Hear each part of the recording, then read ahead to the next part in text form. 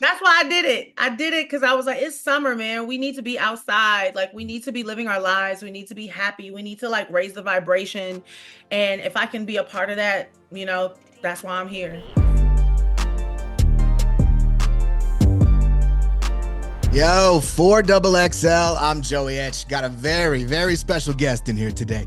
Fresh off the release of her very appropriately titled mixtape, My Face Hurts from Smiling. Blessed to have Lizzo come through on the check-in. What is good, Lizzo? Everything, man. I mean, we're here, we're breathing, we're present, like that's all we got. Ain't that the truth? Well, thank you very much for taking the time. It's been a long time since you sat with Double XL. Super happy to have you. How you living today otherwise? I know y'all never wanted me to be in the freshman class, so I said, okay, well let me be a senior. Let me be magna cum laude. Valedictorian, all that. All right. I feel Valedictorian. I feel you. All right. Well, like I said, you look absolutely fantastic. All smiles for sure. So let's start with the title. My face hurts from smiling. What does that mean to you? And how does that describe what the tape delivers? It was just a moment that happened in the studio. I was going to call this project Valid Crash Out because I was talking to my friends and they were like, this is the first time we actually like heard you crash out, like, and it's valid, bitch. And I was like, whoa, like valid crash out. And then like knee deep through the process, like that was the beginning of the process. Mind you, I did this in like a week. So like 2 weeks ago. So I'm in the studio and I'm working on it. And I flew my best friend in from Houston and we're doing all of these like gang vocals and we're like, da, da, we're having so much fun. And I'm just like, my face hurts from smiling. Like, cause my cheeks were literally cramping up. And like that just encapsulated the whole thing. Like, it's like, sure, we've crashed out, things can get very dark. Like, even the world feels very dark, but it's like you find these little moments, you know what I'm saying, that are special to you and meaningful to you and make you happy. And you're like, ah, I'm gonna hold on to this. So my hope is that when people listen to this mixtape, they just have a smile from ear to ear, and they smiling so big that they face hurt. It's a lot of fun.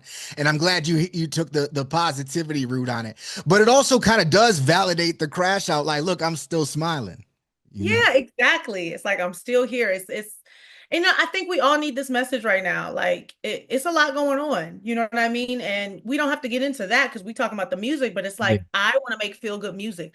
I've always dedicated myself to making feel good music, and this is no exception. No doubt. Love that. So now the new tape is straight up rap, no question about it, right? Yeah. You've always been down with hip hop, major. You were in a rap crew. I mean, your first album, Lizzo Bangers, was exactly that, Lizzo Bangers. And then right up to those fire flute covers with Future and K Dot and all that. But right now, for 13 tracks, you got bars. The beats are crazy. Your rhymes are very raw too. And you've been going viral lately rapping, especially with that Pluto freestyle. What inspired you to take it all the way back directly into the rap space with this tape? I don't know what it was. I'm not gonna hold you. Okay. I I heard I heard Wim Wimmy and I saw a couple of like viral TikToks. I saw that I'm talking about it. And I was like, what is this song? And something just made me want to rap on it. I could not tell you what it was. Maybe it was just from years of not like being able to rap and Yeah. making pop music, and also like getting into my rock and roll bag has been really exciting and rewarding. But I just was like, I just want to rap on this and it would be so fun. And I did. And the response that I got from the internet was so overwhelmingly positive, and like my fans were just like, oh my gosh, this is Lizzo Bangers Lizzo. Like, Yeah. this is fun Lizzo. Someone actually said this is fun Lizzo. And I was like, oh my gosh, like, have Okay. I been having fun? And I was like, book the studio. So I booked the studio for like a week. And I just was like, my only objective is to have fun. I just want to make everything. I don't want to edit myself. I just want to be free. And yeah, the rest is history. That's what's up. So, what is it about hip hop culture that always just had you gravitate to it so much? um Well, I grew up in Houston, Texas. So like, and I grew up in the heyday, honey. It was like DJ Screws, music was being played on the radio. Lil Flip was, just coming up and doing freestyles on the radio. Um, uh, uh, Lil Kiki, Yeah. Mike. This was right before Mike Jones was like passing out CDs at Sharpstown Mall. Like I was in Houston as a young kid, like watching all this happen and being so inspired by it. It's in the culture. So, like, this is really just who I am. In Houston, you grow up banging on the lunch tables and banging on the side of the bus and freestyling. You Like, know, I used to call into the radio station 97.9 The Box and I would freestyle in the morning and try to win tickets to like Beyonce or 50 Cent or something. Like, this is just who I am. And yeah, it's a part of me. But I feel like hip hop is black music and black music is music. Do you know what I'm trying to say? absolutely. It is all music. American music is black music. So I love rock and roll. I love rap. I love R&B. And this is just one aspect of me. That's dope. And look, you even got the Mike Jones sample, so it's like a little full circle kind of moment going on. Yeah, that's me. They screwed it down. Oh, it is. That is I you. like them though, huh? It did. It It's an did. interpolation, darling. All right, interpolation. Big up to interpolations.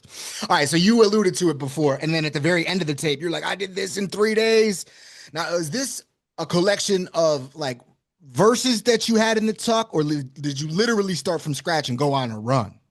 I started from scratch. The only song that existed before this process is New Mistakes. I wrote that in 2019 and I have not changed anything. That's my vocal from 2019. Okay. Um, and that was a song that like people would always be like, "Can you just play New Mistakes for me? Like I know you're not going to put it on an album because it was like too rap for my albums."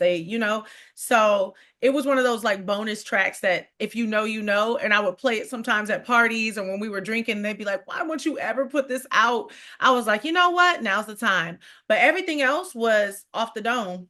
Really, just completely off the dome, Wheezy Yeah. Home style. Wow. No Yeah. doubt. Wow. So how does that? Okay. So do you do that with? Do you have that same approach to your pop, your rock tracks, anything like that? Is that, or is it? Yeah. It's But like, I think that's why I am such a good songwriter, to toot my own horn. And I think that's why like rappers and freestyle like artists are the best songwriters as well, because that's the process. So basically, I don't go in the booth. Like I sit in the control room with the speakers. I get a microphone. I'm on the couch. I film the whole process too. So I'm gonna put that out soon. And they play the beat and I'm like, "Okay, run that shit." And I just freestyle sitting on the couch into the thing. Then after I do a lot of gibberish. Some is gibberish, some is like I'll say a lyric and I'll be like, "Ooh, that's hard. I want to like build something around that." And then I go line by line. If I go, I should have on, I shouldn't have fun to want some, and then but I'm trying time. I know that bitch ain't fucking know what. And I'll be like, all right, now take me back, and I'll just go line by line. And I'll be like, she came in having some fun. I told that bitch I'm the one. She wanna go down for some. Tonight we about to have fun. And I just like make words out of it. Like it's so fun. that's what's up. Now, being able to dust off that mental pen in the rap space, has that what has that done for your creativity in general as of late? Like, did it open you up a little bit more? Oh my God, it boosted my creativity Good. like through the moon. And you know what? It's also boosted my confidence in myself. Like I've been having so much fun. And now I'm hitting up rappers being like, "Hey, send me the open verse. I got something to say." Like That's it feels so good to like be confident in myself again because I'll tell you what, pop music can make you a little insecure because it's so tedious. Like pop music there's a lot of like people who have to approve things. There's a lot of editing. It's not like very like free form. It's very like rigid in math. And so like, excuse me, if you're not good at the math and also when you put that shit out and it's not like the biggest song in the world, it's like, "Oh, I did the math wrong." You know what I mean?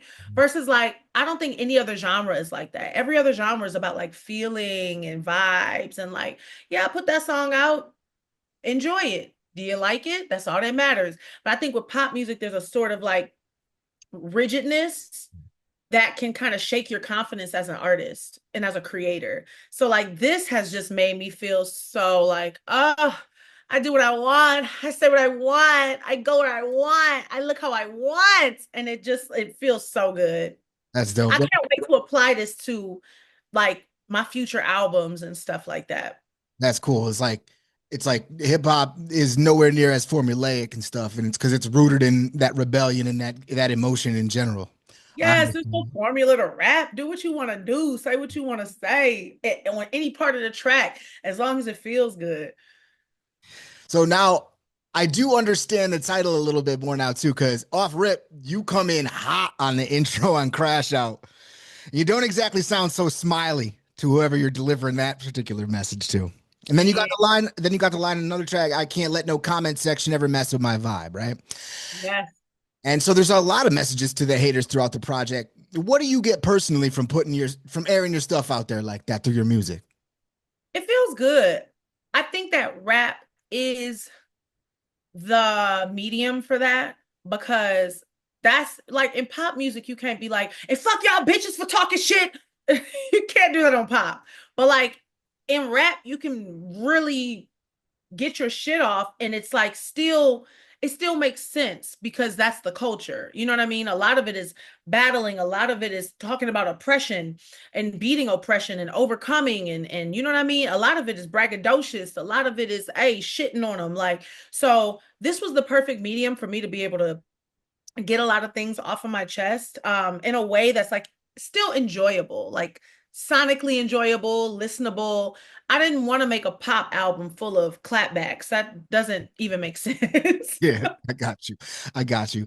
Now, in your opinion, what does this tape prove to you and further prove to you what you have to offer to your fan base and rap fans in general? This mixtape proves that I have nothing to prove. Like it was fun and I wanted to give my fans something for the summer. Straight up. That's it. I made this because I was like, that felt good. Let me do it again. That felt it's like, you know, like a roller coaster. You get on a roller coaster and you were like, that was fun. Let's do it again. That was fun. Let's do it again.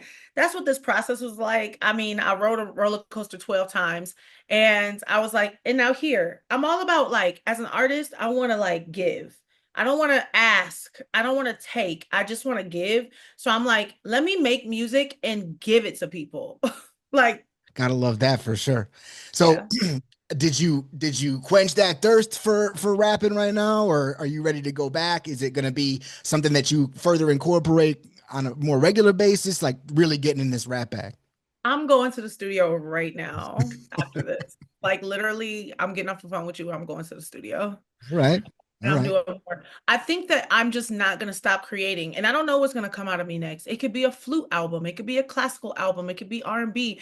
It could be pop. It could be rock. It could be rap. It could be everything, but it's always going to be Lizzo. Like I'm the genre. You know what I mean? Yep, for sure. Um, Now when you get out on the road, do you see yourself performing these songs?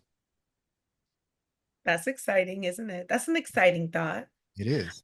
Think that my tours have been very multifaceted Yep. since the jump. Like I'll get on stage and play flute and I'll get on stage and rap and shake ass with my dancers.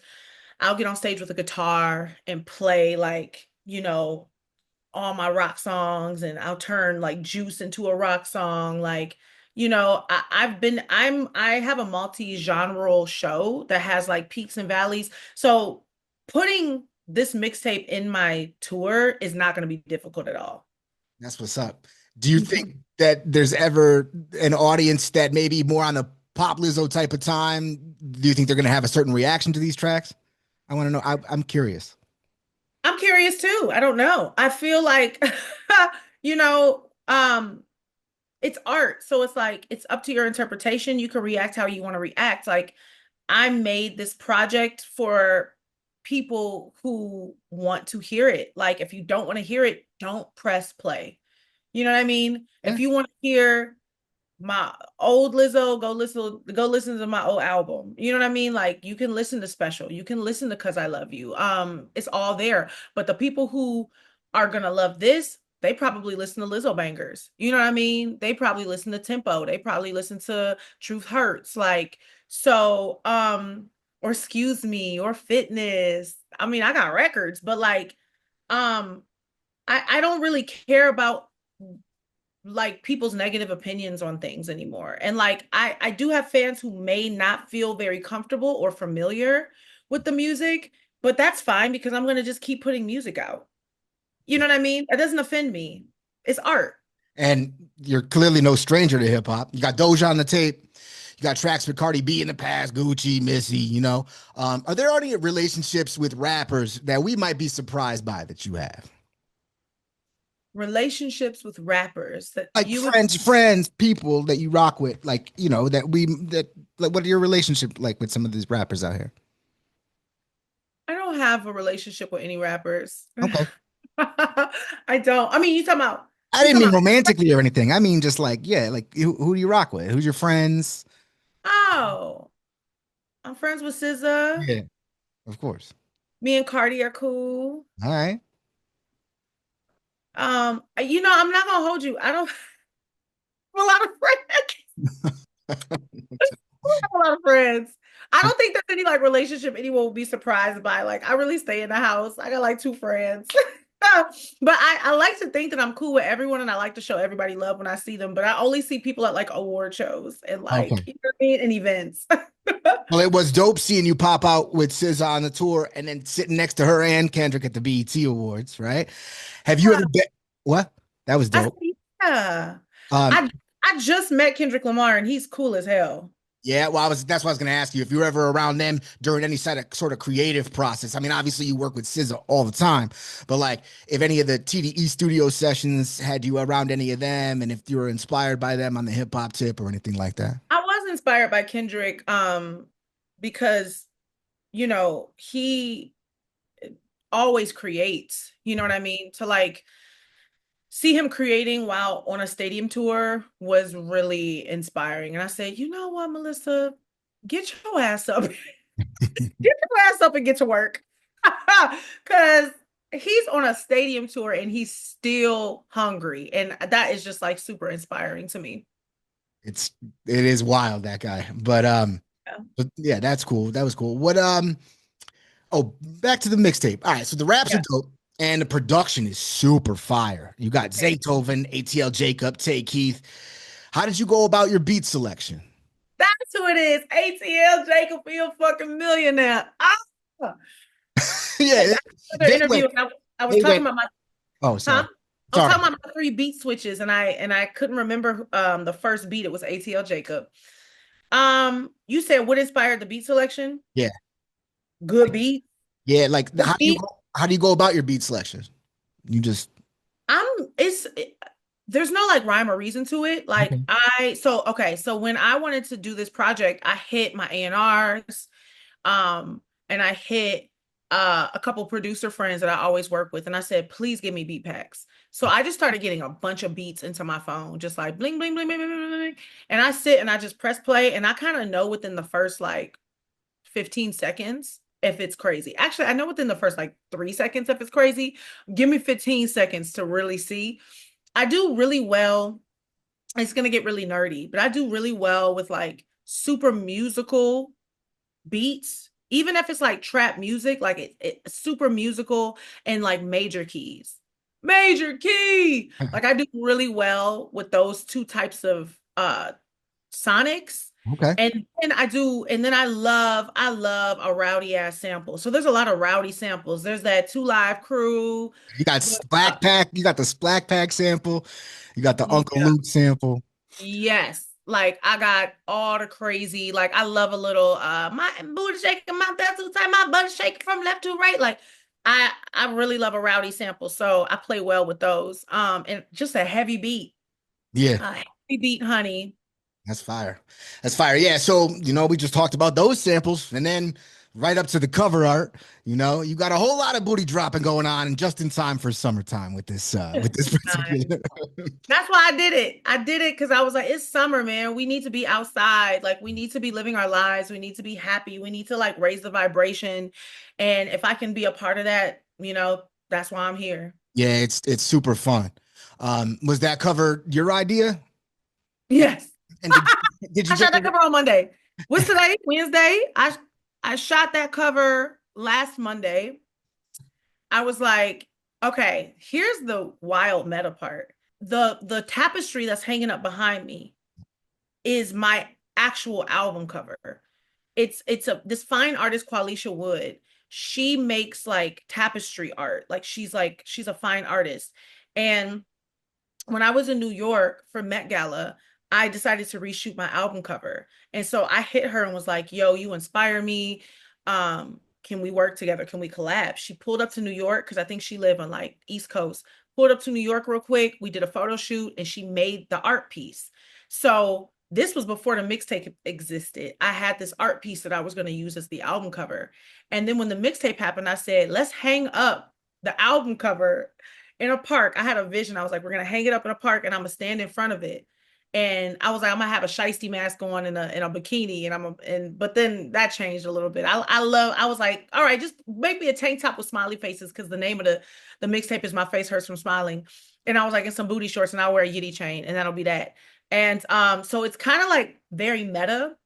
It's Yeah, like oh, me standing in front of the album is like ahead of the album. It's like a prelude to the album. So the tapestry that you see behind me is a piece of fine art actually, and we're gonna do more with that in the fall. that So is super hard. That is cool. That, yeah, that's really thank you. dope. Um, so, but with that, on the other side, so you feel like you could, with hip hop, you could take your lyrical content to places that you might not be able to as much on the crossover side of things. But then with that, like, do you feel like you can get yourself into a different space with other genres now that you really see how this is working for you? I think that I've always kind of played in genre. Yeah, Like for sure. I've had like rap songs like Truth Hurts. I've had like more like R&B and soulful songs like Special. Um I've had more rock songs and funky songs like About Damn Time and Juice. Mm-hmm. Um and I've also the only one thing I haven't tapped into is classical. So we'll see. Well, okay.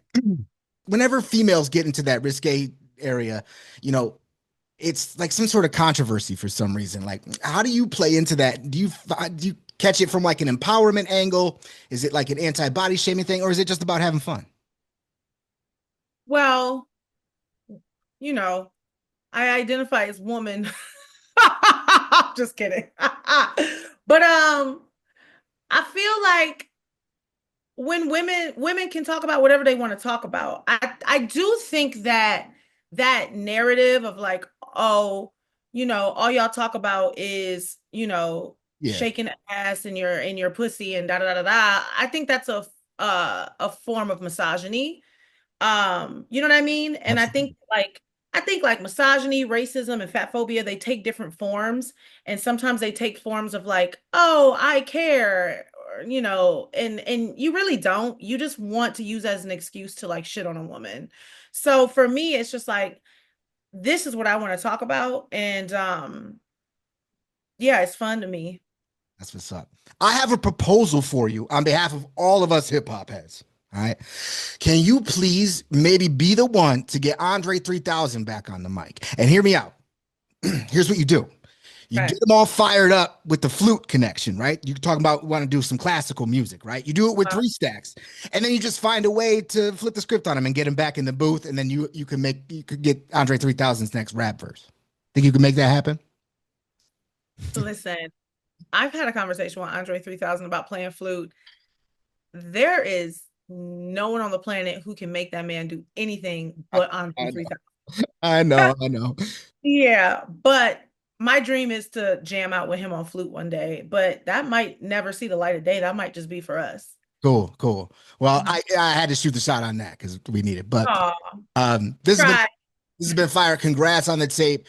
Thank you so much. Really appreciate you taking the time.